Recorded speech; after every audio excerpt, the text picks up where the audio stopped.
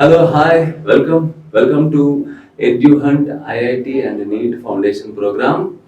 See, ఈ వీడియోలో మనం solutions and colligative properties chapter ని డిస్కస్ చేయబోతున్నాం. Let's start the class.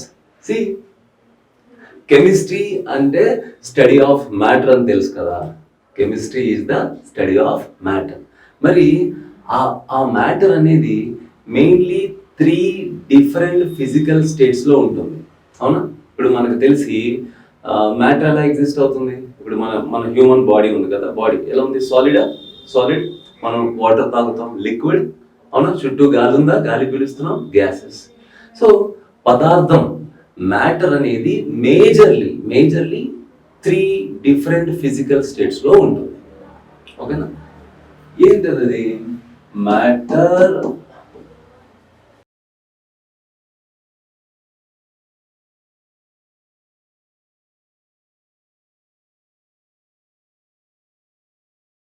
Three different physical states. ఏంటవి అవి అంటే, ఒకటి సాలిడ్ స్టేట్, పదార్థం సాలిడ్ స్టేట్. రెండోది లిక్విడ్ స్టేట్,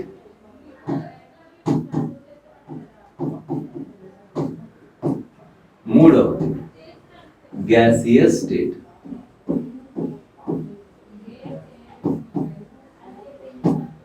ఓకేనా? సో యాజ్ ఎ కెమిస్ట్రీ స్టూడెంట్గా మనం ఈ 3 ఫిజికల్ స్టేట్స్ని కూడా స్టడీ చేయాల్సిందే.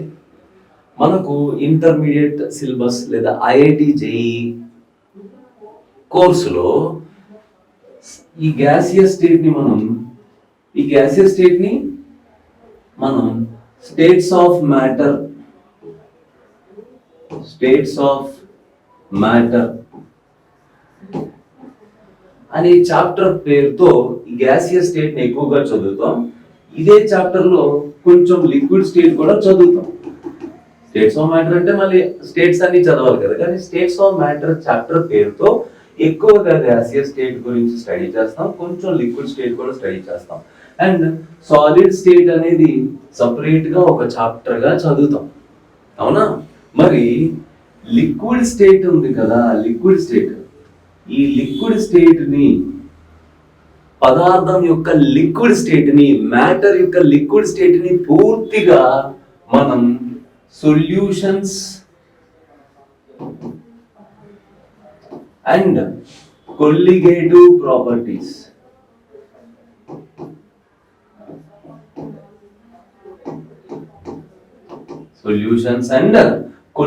ప్రాపర్టీస్ అనే చాప్టర్ పేరుతో మనం స్టడీ చేస్తాం. సో ఈ solutions and colligative properties chapter లో మనం ఏం స్టడీ చేయబోతున్నాం?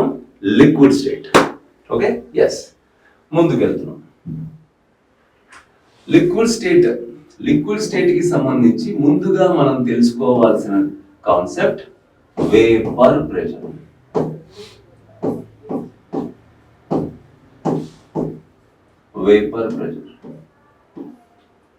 ఏంటి వేపర్ ప్రెషర్ అంటే?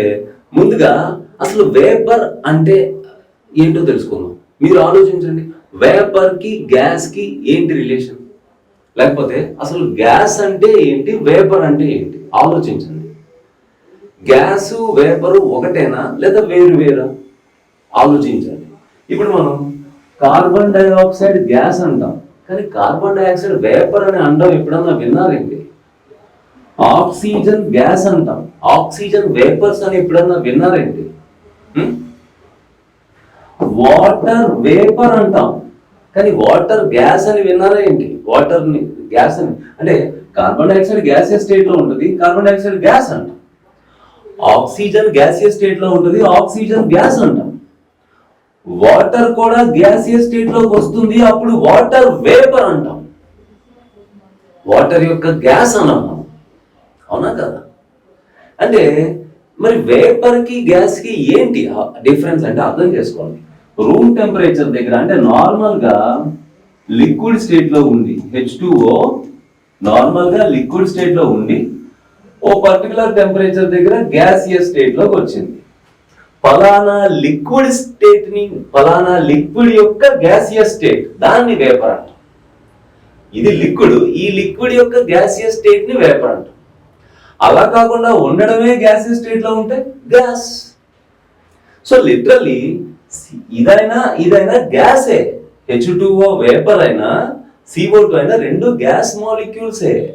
ఈ గ్యాస్ కి ఎలాంటి స్వభావం ఉందో ఆ గ్యాస్ కి కూడా అలాంటి స్వభావమే ఉంటుంది, కానీ పేరు అనమాట. అంటే ఆ లిక్విడ్ యొక్క గ్యాసియస్ స్టేట్ ని వేపర్ అన్నమాట. లేదా ఒక సాలిడ్ ఉంది, ఓకేనా, ఒక సాలిడ్ ఉంది.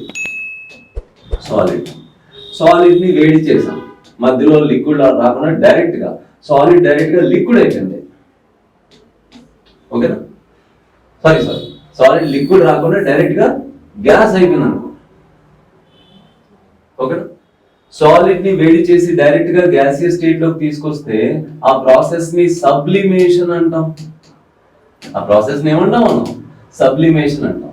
సో సబ్లిమేషన్ ద్వారా సాలిడ్ అనేది గ్యాస్ అయిపోతుంది, అవునా కదా? సరే, బానే ఉంది. ఇప్పుడు దీన్ని గ్యాస్ అనాలా లేదా వేపర్ అనాలా? సో ఖచ్చితంగా వేపర్ అనాలన్నమాట. వేపర్, ఈ సాలిడ్ యొక్క వేపర్. అంటే ఈ సాలిడ్ యొక్క గ్యాసియస్ స్టేట్ ని వేపర్ అంటాం. మామూలుగా రూమ్ టెంపరేచర్ దగ్గర ఉండడమే గ్యాసియస్ స్టేట్ లో అంటే గ్యాస్ అని పిలుస్తాం. ఇప్పుడు క్లోరిన్ ఉంది, రూమ్ టెంపరేచర్ దగ్గర ఉండడమే గ్యాసియస్ స్టేట్ లో ఉంటుంది, క్లోరిన్ గ్యాస్ అంటాం. క్లోరిన్ వేపర్స్ అని జనరల్ గా అన్నాం, ఓకేనా. బట్ స్టిల్ గ్యాస్ అనడానికి వేపర్ అనడానికి పెద్ద డిఫరెన్స్ లేదు, రెండు గ్యాసియస్ స్టేట్లే. ఇక్కడ ఏముంది? H2O ని ఇక్కడ రాస్తున్నాం.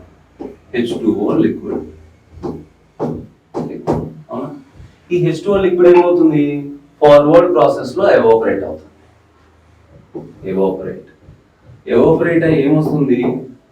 H2O గ్యాస్, అవునా. ఇక్కడ జరుగుతుంది ఎవాపరేషన్.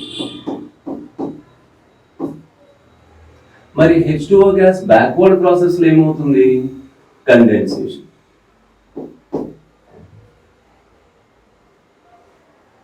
బ్యాక్వర్డ్ ప్రాసెస్ లో ఏమవుతుంది? కండెన్సేషన్. బిగినింగ్ లో స్పీడ్ ఆఫ్ ఎవాపరేషన్ చాలా ఎక్కువ ఉంటుంది, స్పీడ్ ఆఫ్ కండెన్సేషన్ తక్కువ ఉంటుంది. సమయం గడిచే కొద్దీ స్పీడ్ ఆఫ్ ఎవాపరేషన్ స్పీడ్ తగ్గుతుంది, బ్యాక్వర్డ్ స్పీడ్ పెరుగుతుంది. ఏదో ఒక సమయానికి ఫార్వర్డ్ స్పీడ్, బ్యాక్వర్డ్ స్పీడ్ రెండు ఈక్వల్ గా ఉంటాయి. ఆ స్థితిని, ఆ స్టేట్ ని మనం ఏమంటాం? ఈక్విలిబ్రియం. కానీ గమనించారా మీరు, ఇక్కడ ఈక్విలిబ్రియం ఎస్టాబ్లిష్ అయినా కూడా అది ఫిజికల్ ఈక్విలిబ్రియం మాత్రమే, కెమికల్ ఈక్విలిబ్రియం కాదు. బట్ స్టిల్ ఈక్విలిబ్రియం అంటే ఈక్విలిబ్రియమే కదా, ఈక్విలిబ్రియం ప్రాపర్టీస్ అన్ని అప్లై అవుతాయి కదా. ఎస్, ఫిజికల్ ఈక్విలిబ్రియం అని ఎందుకు అన్నాను? ఇక్కడ అక్కడ చూడండి, కెమికల్ చేంజ్ ఏమీ లేదు. ఈ 2H2Oనే, ఆ 2H2Oనే, కెమికల్ చేంజ్ ఏం లేదు, ఫిజికల్ చేంజ్ ఉంది. ఇటువైపు H2O లిక్విడ్, అటువైపు H2O వేపర్ గ్యాస్, ఓకేనా. ఎస్, ఏది ఏమైనా వన్స్ ఈక్విలిబ్రియం ఎస్టాబ్లిష్ అయ్యాక మనం ఈక్విలిబ్రియం కాన్స్టెంట్ రాస్తాం కదా. మీకు గుర్తుందా? కెమికల్ ఈక్విలిబ్రియం చాప్టర్ లో మనం రాసాం, అవునా. ఈక్విలిబ్రియం కాన్స్టెంట్ KP KC అంటాం కదా.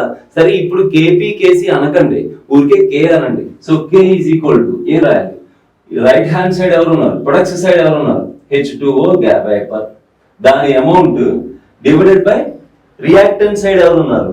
H2O లిక్విడ్, దాని అమౌంట్.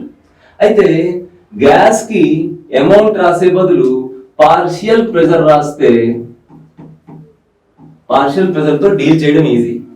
అపాన్ లిక్విడ్ కదా, లిక్విడ్ కి అమౌంట్ ని H2O మొలారిటీ అని రాస్తున్నాను. ఇలా అంటే మోల్స్ పర్ లీటర్ అని అమౌంట్ అని. కానీ ప్యూర్ లిక్విడ్ కి, ఇది ప్యూర్ లిక్విడ్ కదరా, ప్యూర్ లిక్విడ్ కి ఈ మొలారిటీ అనేది కాన్స్టెంట్. ఇప్పుడు ఈ కాన్స్టెంట్ ని తీసుకొచ్చి కాన్స్టెంట్ తో మల్టిప్లై చేయండి, కొత్త కాన్స్టెంట్ వస్తుంది. ఆ కొత్త కాన్స్టెంట్ కి ఇంకో పేరు పెడదాం. సరే, దాన్ని K' అందామా? సరే, KP అందాం, తప్పే ఉంది. KP is equal to partial pressure of H2O, partial pressure of H2O, ఓకేనా. దీని పేరే వేపర్ ప్రెషర్. దీన్నే మనం పర్టికులర్ గా PH2O నాట్ అంటాం. దీన్నే వేపర్ ప్రెషర్ అంటాం. ఇప్పుడు వేపర్ ప్రెషర్ ని డిఫైన్ చేస్తాను చూడండి, ఒకసారి అర్థమయ్యేలా చెప్పేస్తాను. ఏంటి? ఒక లిక్విడ్ తన వేపరు ఈక్విలిబ్రియం లో ఉన్నప్పుడు, వింటున్నారా మీరు? ఒక లిక్విడ్ తన వేపరు ఈక్విలిబ్రియం లో ఉన్నప్పుడు వేపర్ లిక్విడ్ సర్ఫేస్ మీద కలిగించే ప్రెషర్ నే వేపర్ ప్రెషర్ అంటాం. ఇక్కడ డయాగ్రామ్ లో ఎక్స్ప్లెయిన్ చేస్తాను చూడండి.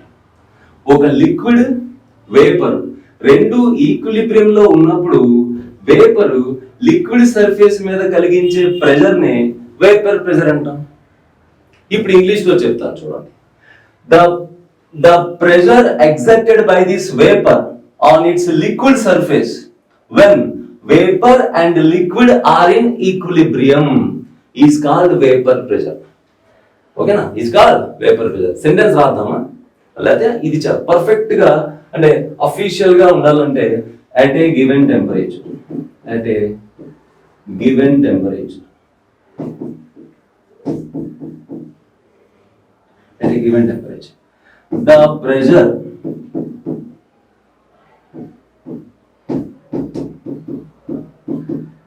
the pressure exerted by the vapor, VAP అని రాసి వదిలేసాను. వేపర్ పూర్తిగా రాయాలా చూసుకోండి.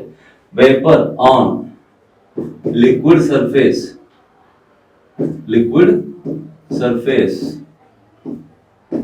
when vapor is in equilibrium with liquid. Vapour తన సొంత లిక్విడ్ తో ఈక్విలిబ్రియం లో ఉన్నప్పుడు ఒక పర్టికులర్ టెంపరేచర్ దగ్గర, ఇది ముందు చెప్పాలి, టెంపరేచర్ మారకూడదు. ఎట్ ఏ గివెన్ టెంపరేచర్ ఒక పర్టికులర్ టెంపరేచర్ దగ్గర వేపర్, ఓకేనా, తన లిక్విడ్ తో ఈక్విలిబ్రియం లో ఉన్నప్పుడు అంటే ఏంటర్థం? వేపర్ ఎంత స్పీడ్ గా లిక్విడ్ వేపర్ అవుతుందో అంతే స్పీడ్ గా వేపర్ లిక్విడ్ అవుతున్నప్పుడు అన్నమాట. ఈక్విలిబ్రియం అంటే అది speed of evaporation, rate of evaporation, rate of condensation equal గా ఉన్నప్పుడు ఒక టెంపరేచర్ దగ్గర ఒక లిక్విడ్ యొక్క వేపర్ తన లిక్విడ్ సర్ఫేస్ మీద కలిగించే ప్రెషర్ నే వేపర్ ప్రెషర్ అంటాం. మీకు బాగా బొరకెక్కేసింది అనుకుంటున్నాను నేను. అయితే గమనించాల్సిన పాయింట్ ఇదే. డెఫినేషన్ నేర్చుకోవాలి ఓకే, కానీ గమనించాల్సిన పాయింట్ మరొకటి ఉంది, అన్నిటికన్నా ఇంపార్టెంట్. అదే చెప్తున్నాను వినండి. చూడండి, వేపర్ ప్రెషర్ ఏదైతే అంటున్నామో మనం, అది యాక్చువల్గా ఇప్పుడు దేనికి సమానం? కేపీకి సమానం. కేపీ అనేది కాన్స్టెంట్ కదా. యాక్చువల్గా ఇది కాన్స్టెంట్ ఎందుకైంది? ఈ ఈక్విలిబ్రియం కాన్స్టెంట్ ఉంది కదా, ఈ ఈక్విలిబ్రియం కాన్స్టెంట్ ని కాన్స్టెంట్ తో మల్టిప్లై చేస్తే వచ్చింది. అంటే ఇది కూడా కాన్స్టెంట్ కదా. అంటే వేపర్ ప్రెషర్ అనేది యాక్చువల్ గా ఈక్విలిబ్రియం కాన్స్టెంట్. వేపర్ ప్రెషర్ అనేది equilibrium constant. It's constant. Sir ఎప్పటి వరకు కాన్స్టెంట్ సార్ అంటే ఆ లిక్విడ్ కి ఆ టెంపరేచర్ కి, ఆ లిక్విడ్ కి ఆ టెంపరేచర్ కి. అదే టెంపరేచర్ దగ్గర లిక్విడ్ మార్చామనుకో వేపర్ ప్రెషర్ మారిపోద్ది. అదే లిక్విడ్ కి టెంపరేచర్ మార్చామనుకో అప్పుడు కూడా వేపర్ ప్రెషర్ మారిపోద్ది. సో వేపర్ ప్రెషర్ అనేది ఆ లిక్విడ్ కి ఆ టెంపరేచర్ కి కాన్స్టెంట్. ఓకేనా? ఎస్, నోట్ చేసుకోండి.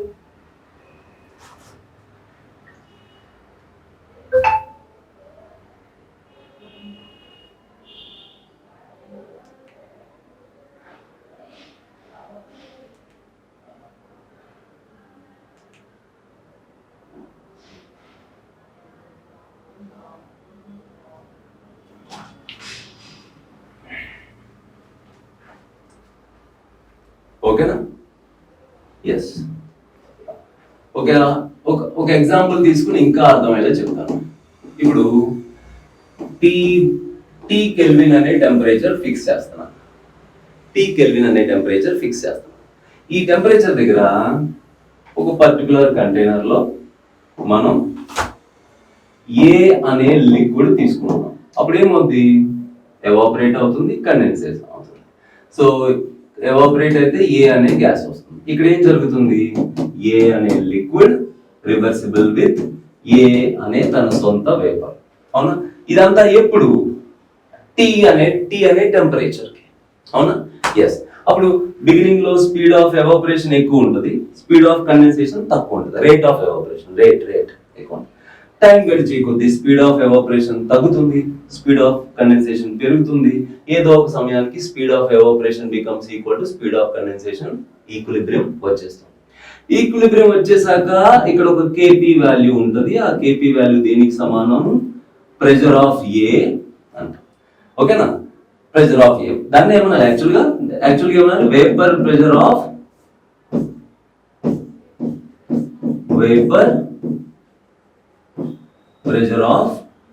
ఏ అని చెప్పాలి. వేపర్ ప్రెషర్ ఆఫ్ ఏ అని చెప్పాలి. కానీ ఆ వేపర్ ప్రెషర్ ఆఫ్ ఏని ఎలా రాస్తాం? సింబాలిక్ గా పిఏ నాట్ అంటాం. అదే ఆ నాట్ ఎందుకు? పైన నాట్ ఎందుకంటే vapour pressure of A when it is pure అని. ఆ నాట్ ప్యూర్ అని చెప్పడానికి, అంటే ఏ అనే లిక్విడ్ ప్యూర్ గా ఉంది, ఇంకా అందులో ఏం కలపలేదు అని అర్థం.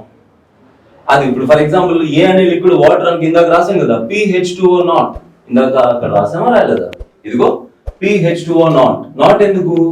వాటర్ లో ఏం కలపల, సాల్వెంట్ ప్యూర్ గా ఉంటాయి, అలా చెప్పాలి. ఓకేనా? ఎస్. ఇప్పుడు అదే టెంపరేచర్ దగ్గర మరో లిక్విడ్ తీసుకుంటున్నాను. అదే టెంపరేచర్ దగ్గర మరో లిక్విడ్ తీసుకుంటున్నాను. ఏమవుద్ది? ఆ లిక్విడ్ పేరు బి. ఎవాపరేట్ అవుతుంది, బి అనే గ్యాసియస్ స్టేట్ వస్తుంది, కండెన్స్ అవుతుంది. బి అనే లిక్విడ్ రివర్సిబుల్, బి అనే వేపర్. అప్పుడు ఈక్విలిబ్రియం కేపీ డాష్ అంటాం. కేపీ డాష్ ఎందుకని? అదే టెంపరేచర్ దగ్గర లిక్విడ్ మార్చేసాను. నేనేం చెప్పాను? వేపర్ ప్రెషర్ అనేది ఈక్విలిబ్రియం కాన్స్టెంట్. అది టెంపరేచర్ మారినంత వరకు మారదు. కానీ వేపర్ ప్రెషర్ ఎప్పటి వరకు కాన్స్టెంట్ అంటే ఆ లిక్విడ్ కి ఆ టెంపరేచర్ కి కదా. సో ఇప్పుడు ఆ లిక్విడ్ కి ఆ టెంపరేచర్ కి ఈక్విలిబ్రియం, సింపుల్ గా చెప్పాలంటారా, ఈక్విలిబ్రియం కాన్స్టెంట్ గురించి గుర్తుందా మీకు? అది టెంపరేచర్ మారినంత వరకు మారదు కదా. ఆ రియాక్షన్ కి ఆ టెంపరేచర్ కి ఈక్విలిబ్రియం కాన్స్టెంట్ ఈజ్ కాన్స్టెంట్. అదే రియాక్షన్ కి టెంపరేచర్ మార్చిన కేసీ వాల్యూ మారిపోతుంది. అదే టెంపరేచర్ దగ్గర రియాక్షన్ లో వేరు తీసుకున్నా వేరు రియాక్షన్స్ కి వేరు కేసీ వాల్యూస్ ఉంటాయి. మనం ఈ కెమికల్ ఈక్విలిబ్రియం చాప్టర్ లో చెప్పుకున్నాం, అవునా? So K P dash, so K P dash is equal to ఏ రాయాలి? వేపర్ ప్రెషర్ ఆఫ్ బి అని చెప్పాలి కదా. కానీ దాన్ని ఎలా ఇండికేట్ చేస్తాం? PB not. సో ఏం అర్థమైంది మీకు? అదే టెంపరేచర్ దగ్గర వేరు లిక్విడ్స్ తీసుకున్నాం కాబట్టి వేరు వేపర్ ప్రెషర్స్. ఓకే సార్, బానే ఉంది సార్. దీన్ని బట్టి ఏంటి సార్ ఉపయోగం? ఏం తెలుసుకోవచ్చు సార్ మనం అంటే వినండి జాగ్రత్తగా. సి ఫర్ సపోజ్ ఇప్పుడు నేను కండిషన్ ఇక్కడ రాస్తాను. If PB not is greater than PA not అనుకో. ఇఫ్ అన్నాను నేను, కండిషన్ తీసుకున్నాను. ఒకవేళ T టెంపరేచర్ దగ్గర ఏ నుంచి వచ్చిన వేపర్ ప్రెషర్ PA నాట్ కన్నా, ఏ నుంచి వచ్చిన వేపర్ ప్రెషర్ ఎంత? PA నాట్ కన్నా బి నుంచి వచ్చిన వేపర్ ప్రెషర్ PB నాట్ ఉంది, అది ఎక్కువ అనుకోండి. దాన్ని బట్టి మనం ఏం చెప్పొచ్చు? దాన్ని బట్టి మనకి ఏం అర్థం అవుతుంది? అదే చూడు, అదే టెంపరేచర్ ఇద్దరికి, అదే సైజ్ ఉన్న కంటైనర్, అదే అమౌంట్ ఆఫ్ లిక్విడ్, అదే రూమ్, ఎవ్రీథింగ్ సేమ్. కానీ అదే కండిషన్స్ లో ఏ నుంచి ఎంత వేపర్ బయటకు వచ్చిందో దానికన్నా ఎక్కువ వేపర్ బి నుంచి బయటకు వచ్చి ఉంటది కదా. అందుకనే కదా ఏ కన్నా బికి ప్రెషర్ ఎక్కువ ఉంది. అంటే వేపరైజ్ అవ్వడం ఏ కన్నా బికి బాగా ఇష్టం. వేపరైజ్ అయ్యే గుణం అంటే లిక్విడ్ స్టేట్ నుంచి గ్యాసియస్ స్టేట్ లోకి వెళ్ళే ఆ గుణం, ఆ నేచరు ఏ కన్నా బికి ఎక్కువ ఉందన్నమాట. సో అట్లా వేపరైజ్ అయిపోయే ఆ గుణాన్ని వాలటాలిటీ అంటారు. సో దీన్ని బట్టి మనం ఏం కంక్లూడ్ చేయొచ్చు? బి ఈజ్ మోర్ వాలటైల్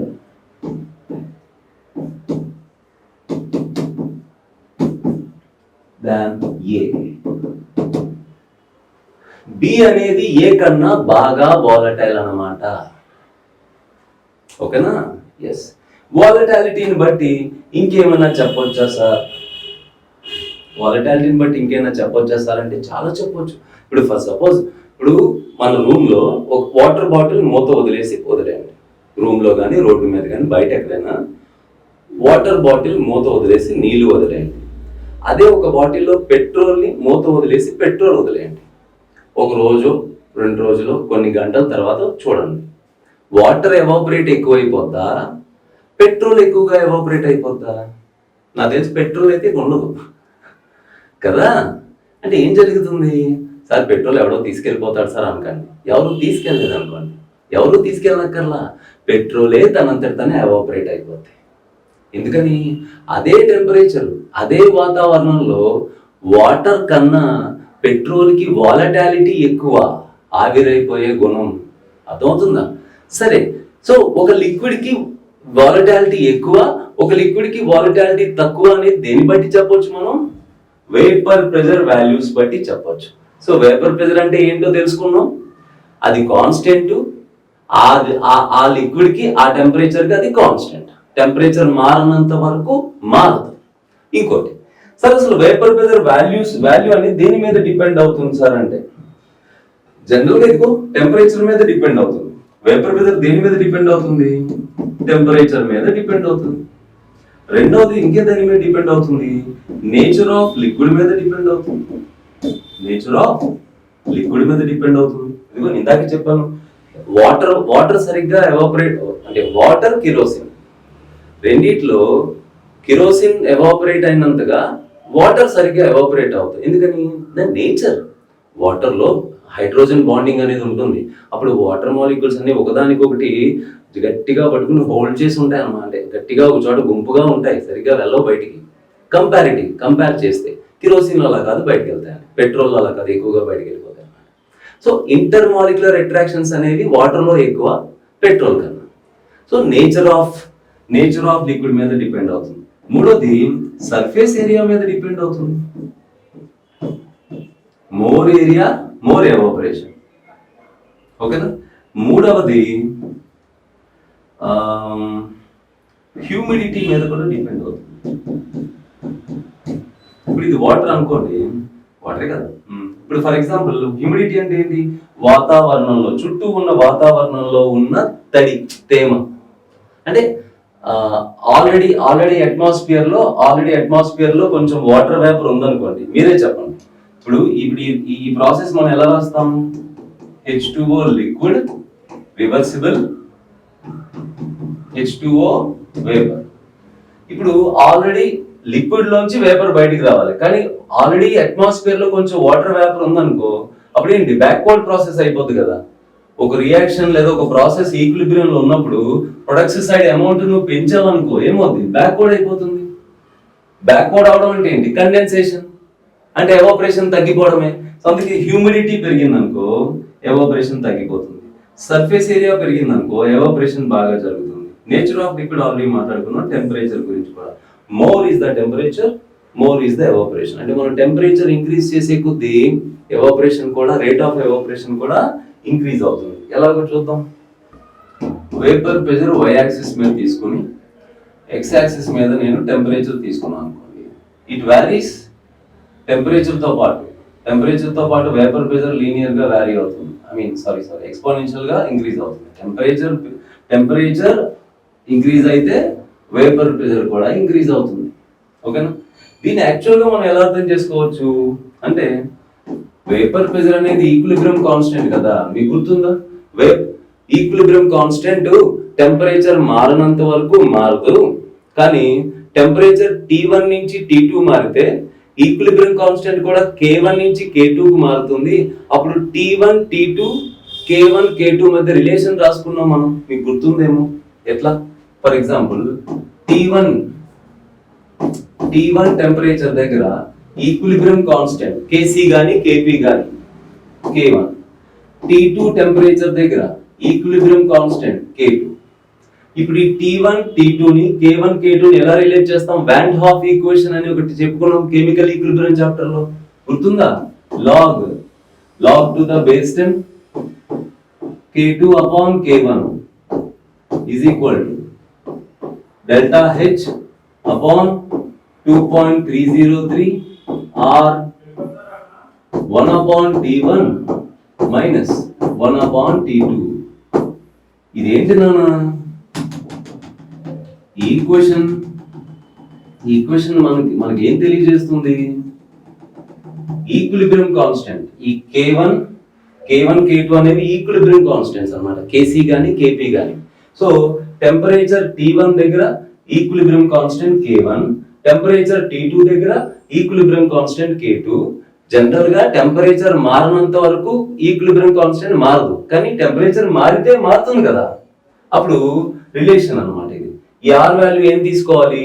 ఒకవేళ మనకు డెల్టా హెచ్ ఎనర్జీ కదా, ఎనర్జీ బట్టి మనం యూనిట్ తీసుకోవాలి. డెల్టా హెచ్ జూల్స్ లో అనుకోండి, జౌల్స్, అప్పుడు R value 8.314 joules mole inverse kelvin inverse అని తీసుకుంటాం. Van't Hoff equation. కానీ ఇప్పుడు అసలు విషయం ఏంటి?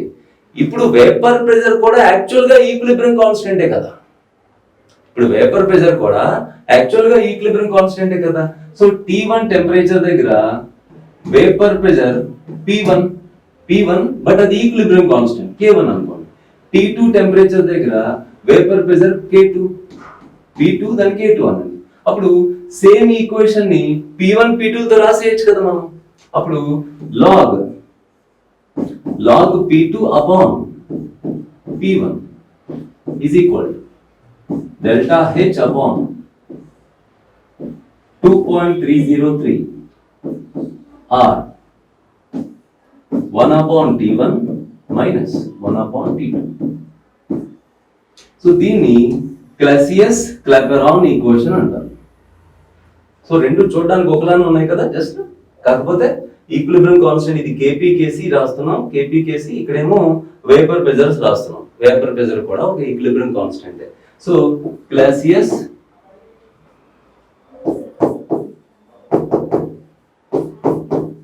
క్లాపెరాన్ ఈక్వేషన్, స్పెల్లింగ్ పట్టించుకోకండి, క్లాసియస్ క్లాపెరాన్ ఈక్వేషన్, సరేనా? ఎస్, ఇలా వ్యారీ అవుతుంది.